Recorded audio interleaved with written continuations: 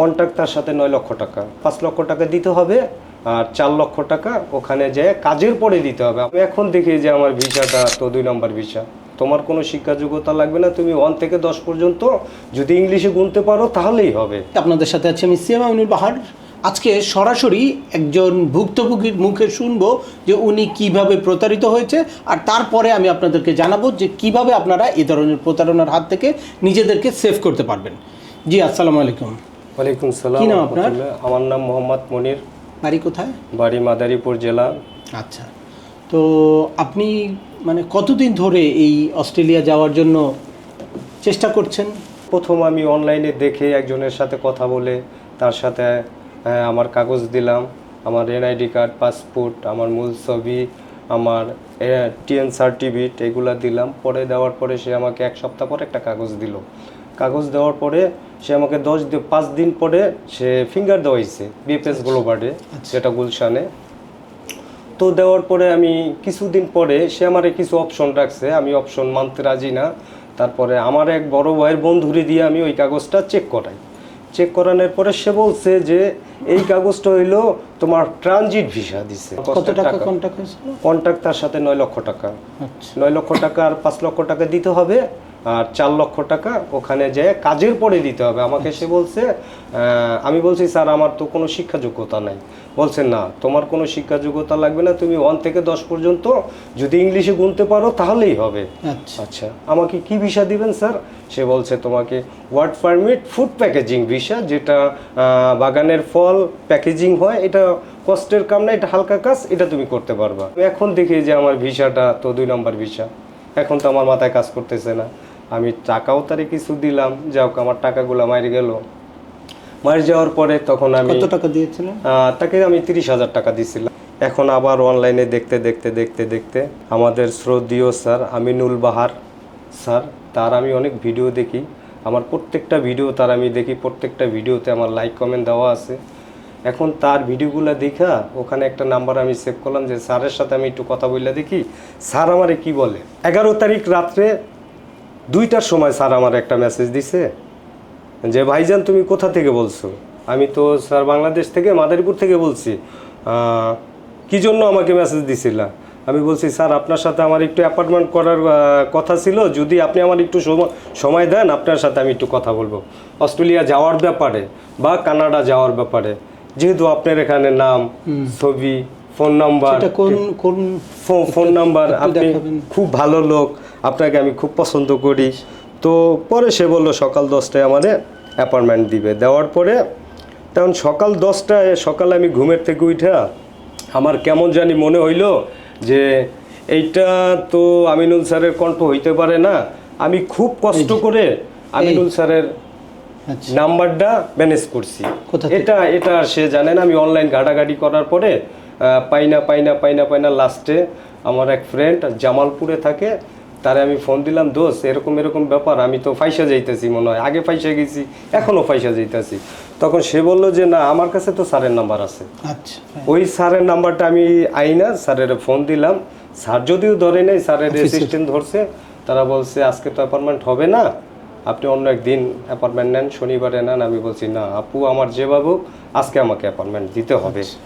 তারপর আমি আসলাম, স্যারের সামনে আসলাম, স্যার আমার সামনে বসা। কিন্তু যে আমিনুল বাহার আমাকে ফোন দিছে, আমার নাম্বার, তার নাম্বার আমি সেভ করছি মোবাইলে, সে এখন কানাডাতে আছে।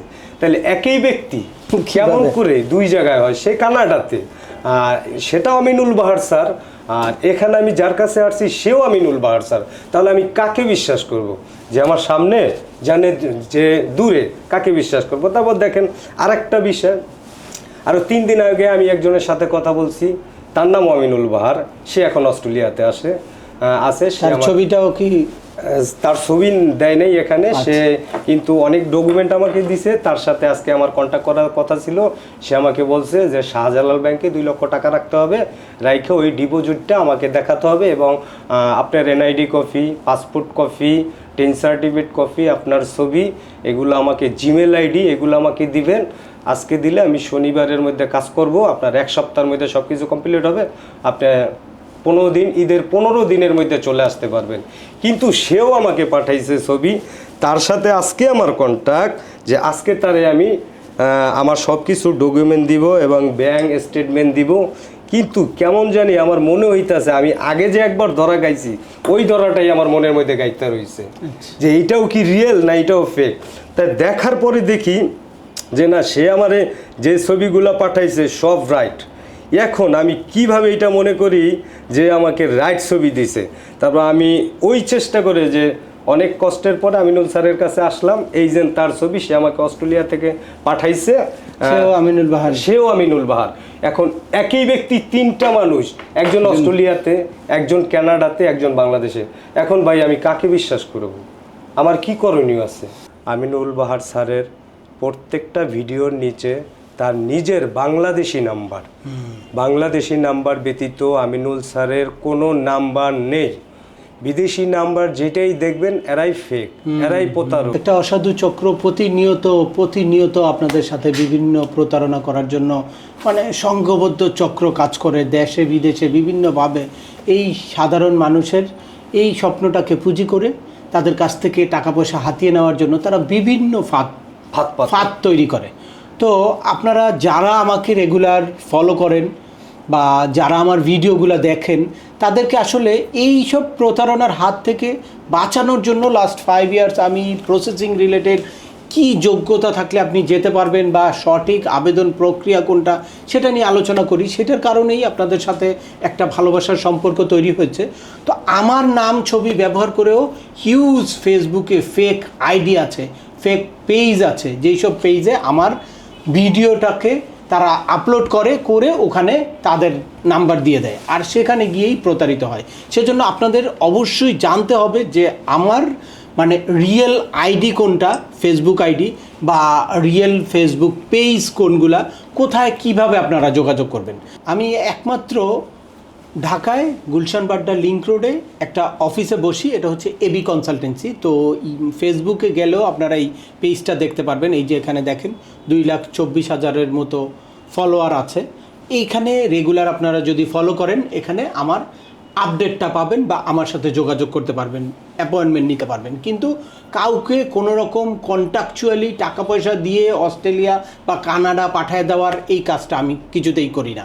আপনি আসলে রিয়েলি এলিজিবল কিনা, আপনি যাওয়ার জন্য চেষ্টা করতে পারেন কিনা, বা কিভাবে চেষ্টা করলে আপনার মানে সঠিকভাবে ভিসার প্রক্রিয়াটা করতে পারেন, জব অফার পেতে পারেন, সিভিটা তৈরি করতে পারেন, বা আবেদনটা কিভাবে তৈরি করতে পারেন, আবেদনটা কিভাবে করতে পারেন, এই সংক্রান্ত কিছু ইনফরমেশান দিতে পারি। বাট কোনোভাবেই কাউকে আমি চুক্তিভিত্তিক কানাডা অস্ট্রেলিয়াতে পাঠায় দিই না। আর আমার সাথে যোগাযোগ করতে হলে একমাত্র এই এবি কনসালটেন্সির ঢাকা অফিসের নাম্বারগুলা এই যে আমার এই পেজে আছে, প্রত্যেকটা ভিডিওর নিচে থাকে, ওখানে যোগাযোগ করে একটা অ্যাপয়েন্টমেন্ট নিতে। সরাসরি আমি কারোর সাথে কথা বলার ওইভাবে সুযোগ পাই না। আমার ফেসবুকে অনেকেই নক দেয় বা বিভিন্ন জায়গায় কমেন্টস করে, বিভিন্নভাবে যোগাযোগ করতে চায়, অনেকের সাথেই সরাসরি আমার পক্ষে যোগাযোগ করা এই সুযোগটাই অনেকে কাজে লাগায়, যে ইমো নাম্বার দিয়ে দেয় বা কোনো হোয়াটসঅ্যাপ নাম্বার দিয়ে দেয়, যে সে নিজেই বলে আমি সিএম আমিনুল বাহার, তো তার সাথে কথা বলাটা সহজ হয়ে যায়। এই জন্য অনেকেই ওই সব নাম্বারে মিসগাইড হয়।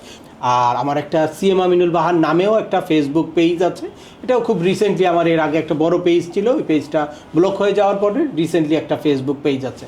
এর বাইরে যত পেজ দেখবেন এগুলো সবই ফেক আইডি বা ফেক পেজ। ওখানে বিভিন্ন রকম, স্পেশালি কোনো বাইরের নাম্বারে আমার সাথে যোগাযোগ করার চেষ্টা করবেন না। সে কারণে আপনারা একটু সচেতন হবেন, যে কেউ যে কোনোভাবে অফার দিলেই লোভে পড়ে তাদের সাথে টাকা পয়সার লেনদেন করবেন না। অবশ্যই যাচাই বাছাই করে নেবেন যে কোনোভাবে যদি মিসগাইড হয় বা তার কাছে টাকা দিলেন যে তার কি বাংলাদেশে অফিস আছে কিনা, বাংলাদেশে তার কোনো রিপ্রেজেন্টেটিভ আছে কিনা, সেগুলো জেনে বুঝে তারপর কাজ করবেন। আর এর বাইরে বিভিন্ন রকম, শুধুমাত্র টাকা যে আপনি ক্ষতিগ্রস্ত হলেন, এর বাইরেও বিভিন্ন রকম ঝুঁকি আছে। এই ধরনের চক্র যাদের আসলে যারা আরেকজনের আইডেন্টিটি, আরেকজনের নাম ব্যবহার করে নিজের পরিচয়টা গোপন করে, তারা যে কোনো কিছু করতে পারে। দেখা যায় যে আপনাকে কোনো থার্ড একটা কান্ট্রিতে নিয়ে ওখানে আটকে রেখে তারপর লাখ লাখ টাকা মুক্তিপণ দাবি করতে পারে। তো আপনারা বিদেশে পাড়ি জমানোর জন্য মানে এতটা সিরিয়াস হবেন না যে বৈধ অবৈধ যে কোনো উপায়ে অপরিচিত কারো মাধ্যমে টাকা পয়সা দিয়ে তাদের কাছে নিজের জীবনটাকে সঁপে দিবেন, এটা করবেন না। আর এছাড়া এখন রিসেন্টলি আরেকটা অসাধু চক্র তৈরি হয়েছে, যারা আপনার ব্যাংক অ্যাকাউন্টের টাকা হ্যাক করে তাদের অ্যাকাউন্টে নিয়ে যাচ্ছে। তারা কি করছে, এই যে আপনাকে বলবে যে একটা জিমেইল দিয়ে আপনি ব্যাংক অ্যাকাউন্টটা খুলবেন, তারপর ওই